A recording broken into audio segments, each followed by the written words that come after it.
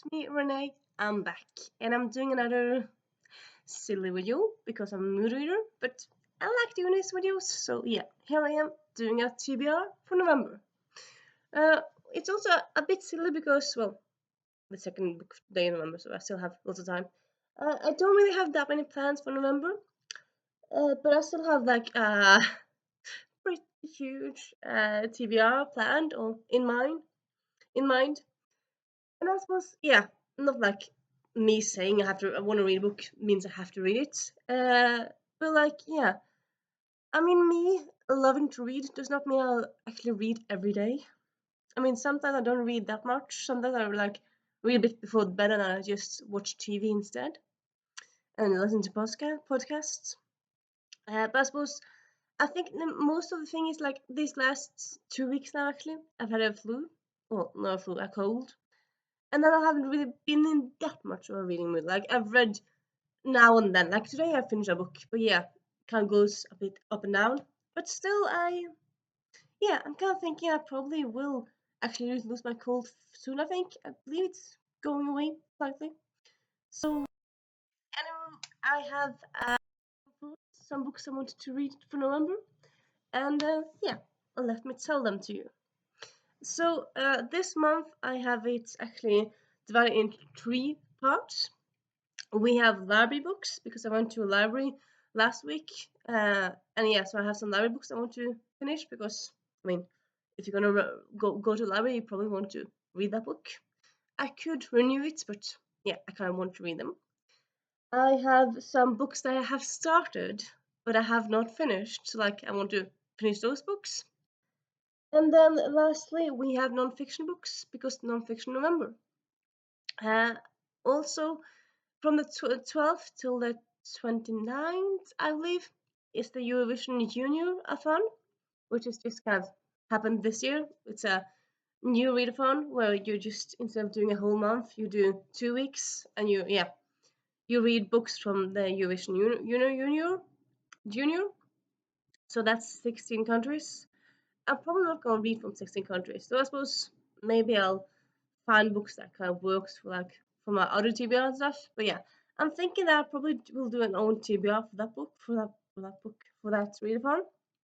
That will be coming around the 10th, 9th probably, I'm thinking. And yeah. Yeah. First, let me show you the library books. So first we have Northanger Abbey. So this is actually a Norwegian version of it. And also, kind of interesting, I would say, with this is that most of the books, I mean, Jane Austen, she's a classic author, she's well loved, blah, blah, blah, blah. I mean, like, a lot of the books are, yeah, available on all ways and stuff. And, like, Pride and Prejudice and Sensibilities, honestly, I'm pretty sure that all of her other books have been, until recently, available in Norwegian. Yet Northanger Abbey has not been until last year when it was translated. Weird why they kind of left out translating that one book, but they did the other books. So yeah, I'm one of those people who I love a Jane Austen, like a Jane Austen movie adaptation and a Jane Austen retelling, and like I know all the Jane Austen stories, but I actually have not read any Jane Austen. No, I haven't. I tried to read actually Jane Austen when I was like 17. I got like a big compendium of like all 4 books, but I got them in English. And yeah, reading Jane Austen in English when you're not an English native speaker, I suppose you can do that. Like you try to do that as a 17-year-old. I suppose maybe if you're Aurora Gilmore, then but you're Aurora Gilmore. For me, it kind of yeah, it was too old style language. So I just kind of gave up on it. So yeah, when I saw that heard this was coming up last year, I thought, you know what, I will read it. I don't know why I didn't read it last year because it came out last year, but yeah, now I got it from library this year. It is Northanger Abbey, which is the one where it's kind of based around Gothic books. So I kind of had imagined to read this before Halloween. That didn't happen, as we can see, because it's here on my TBR. but I do want to read it soon. I mean, it is like, I suppose it is not huge. It's under 200 pages. It's a lot of it is kind of like like there is like full text. I mean, it sounds like so shallow as full text, but like some books you have like a lot of space, and some books there's pictures, and there's text often. But still, and also like I know the story, though it's I would say it's been maybe 10 years since I've seen enough Hang Rabbit adaptation. It's been a while, so I suppose I probably don't remember all of it. And yeah, still, it's gonna be fun. Then we have uh, Før Magnoliaen blomster of Ann-Kristin Gjertsjø. So this is the third in a Norwegian historical series. It's an historical, I won't say it's historical drama slash historical, I was about to say historical cheese. Well, yeah, it's kind of historical cheese. Like, you can, from the get, oh, sorry, I will also call it actually historical soap, because you have kind of villains who are kind of mustache twirling, kind of, and you kind of, you know, the get go who people are, and like, I mean, there are some secrets, but like you can kind of guess what the secrets are and stuff. But it's kind of it's done in a nice way. Though honestly, it's kind of weird because so this is the third book. So I read the first two books, of course. This like first book I loved very much. It was cheesy, but I enjoyed it. The second book I kind of felt was too cheesy. But I do still kind of want to continue with the series. And I did find it in a library, so like, yeah, I'm not gonna use money on it because I'm not gonna like I bought the second book and I'm not sure I'm gonna buy more books. Well, I suppose because I think I heard that this is supposed to be like a series of like 6 or 7 books, like lots of books. So I suppose maybe the quality goes up and down in a way. But yeah, I have the third book here to check out. So yeah. Yeah, if you might be curious, like, oh, that sounds kind of interesting, Norwegian historical book. I don't believe it's out in other languages as of right now, like not even Swedish or Danish, but maybe in the future. So yeah. Sorry. And then we have The Sword Thief by Peter Larangis. So this is the third in the 39 Clues series. It's a middle series. And it's kind of one of those series where like you kind of very much want kids to like uh, get the joy of reading. So it's very fast paced. It's humor and it's a mystery. And it's like not a big book at all. It's 105 pages. So yeah. I've listened to the first on audio. Actually, the first two on audio, and I enjoy them. And I found more of them in the library, so I thought, you know what, kind of want to continue with this. So yeah.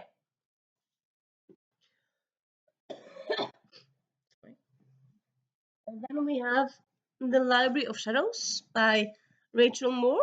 This came out this year, and it's a YA book.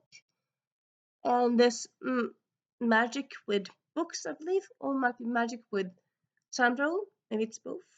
But I mean, it looks kind of cheesy, but cheesy fun. So yeah. And then we have Suddenly a Murder, but by Lauren Munoz. So this I've been looking forward to reading this, and since has already started it. So yeah, this is also going to another pile of like because some library books I also have started, so it's in two piles in this TBR really. Two piles. It's in two themes. Yeah. Actually, yeah, I have started this, and so far I'm not loving it, but I'm gonna read on. Maybe I'll enjoy it more in a while.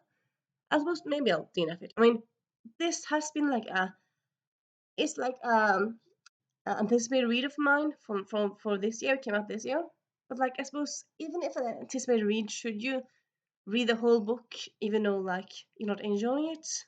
Probably shouldn't. So yeah, for now I'm gonna continue, but yeah, who knows if I will finish it. If you read it, please tell me if I should finish it.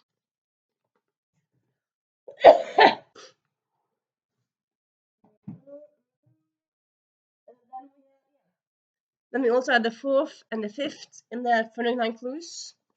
It's Beyond the Grave, and then The Black Circle.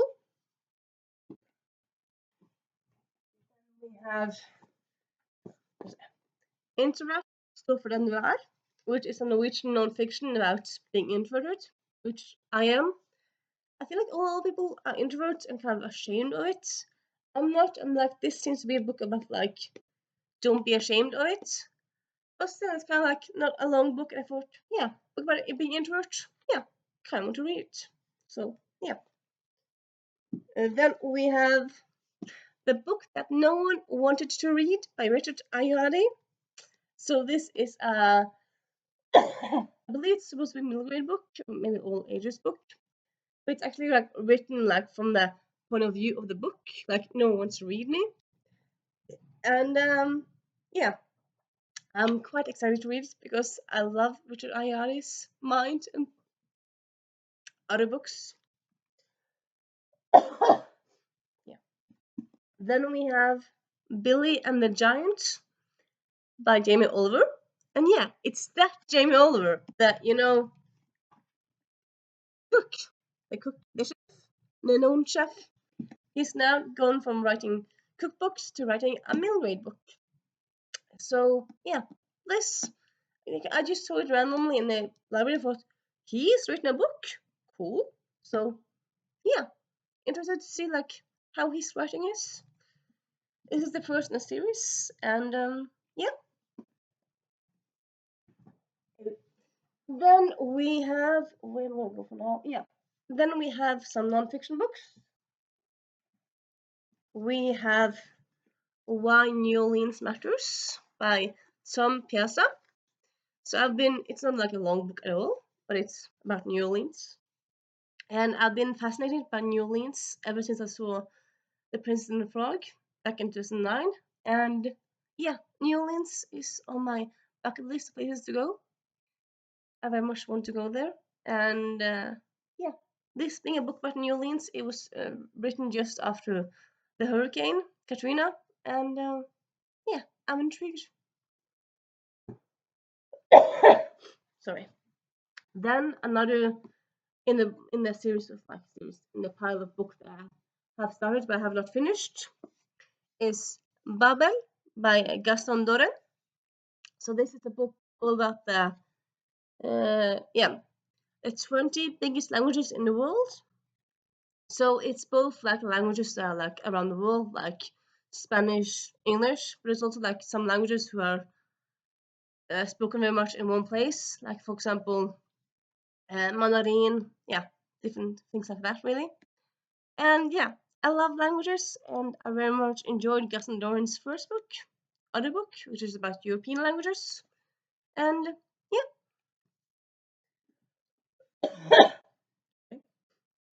Then we have The Book of General Ignorance by yeah, it's kind of like a general QI book. It doesn't really say here who wrote it. I believe it might be like the QILs. Yeah, by John Lloyd and John Matheson.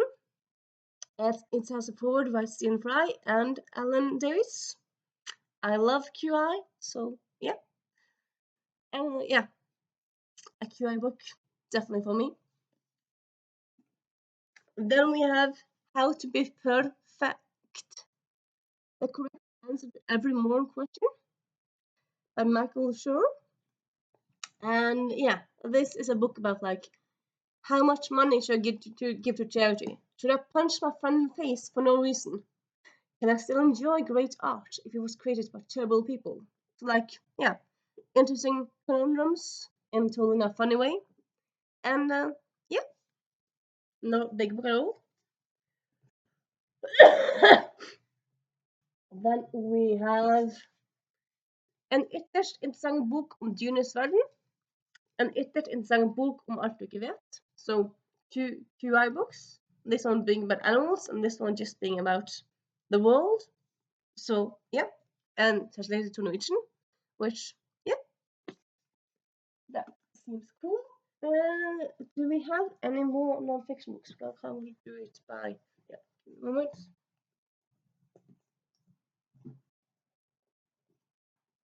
Yes. Then we have Belle The True Story of Dido Bell by Paula Byrne. So this is also a movie, came out in 2011, I want to say. It's been a while ago. I saw it, loved the movie. Well, it's been a while, but yeah. But yeah, it's also a true story. So true story, and then became a movie and also a book. And it's about this daughter of a slave owner and slave who she's raised by her grandparents in the UK. But yeah, so she's biracial, and of course, being biracial in high society England. I mean, she was brought up in like a big house, but like when there's like guests to visit, she has to eat with their help, not with her family. So yeah, there's some issues here really. And then we have Gina Davis, Dying of Politeness, her biography. So honestly, I have like seen tons of Gina Davis of her work because she's like for a while she was like a very famous actress. Now I would say she's more like behind the scenes person, more producer and stuff. She just like she just um she just like what's the word again? Uh test no, just like completely forgetting words.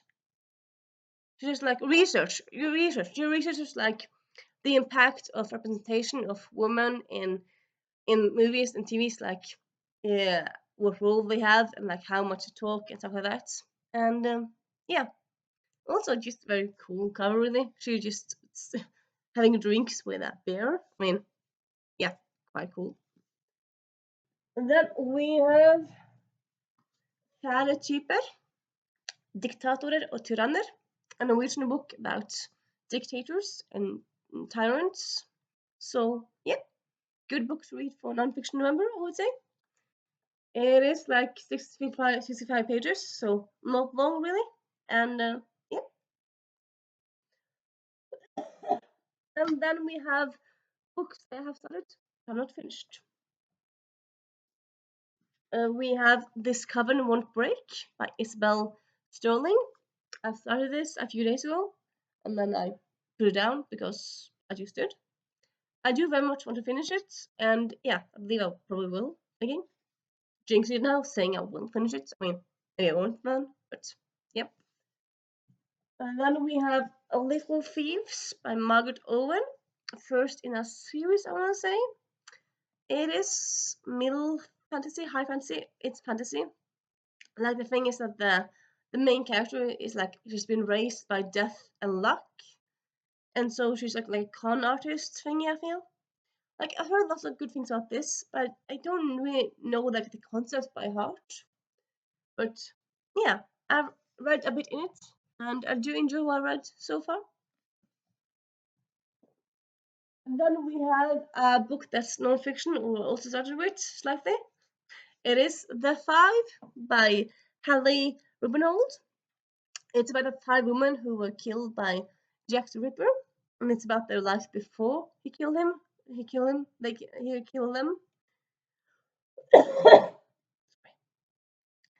And yeah, I kind of hope I very much will get to this one because I heard very good things about it, and yeah, kind of want to finish it because I started last year, last year, so it could be fun if I did manage to finish it. And then we have yeah, another book I've started. We have The Boy Band Murder by Boy Band Murder Mystery by Ava Eldred. I'm not quite sure if this is actually YA or adults, but anyway, like it's all about these fans who solve the murder mystery, and like a boy band member is like accused of murdering someone. Of course, probably not him. I don't know, but yeah, I started slightly, and I do enjoy it so far. I've never really been like a huge boy band fan, really, but I do enjoy like some songs and some, and I some and like I don't hate boy bands, and also sorry, and I also just kind of love fandoms and fans in general. So yeah, And then we have another library book, forgot to talk about earlier, Søskenmysteriene by Hans Olav Lahlum. This is the 10th in a crime series. I would say it's a cozy crime, because yeah, most of the time it's locked room stuff and it's not really that gory. And yeah, I love this author in the series, so excited to get 2 more in it. And then we have The Untouchables by Courtney Smythe. I'm not sure if this is the first in a series, but I do know that it's a YA mystery / fantasy mystery. So it's detectives who, like, there's a witch, there's a ghost, and they solve crimes in the paranormal side of the universe. And yeah, very excited to read this one. And yeah, I'm not finished yet. Then we have Warned, the Astrologer's Prophecy by Mahtab Narishahan. So this is the first in a series, and it's based around Tales from the East, and it's middle grade, and also, you see, quite short. It is, I just kind of thought it was longer when I bought it, but no, it's 100 pages, like 105 pages, so it's a very quick read.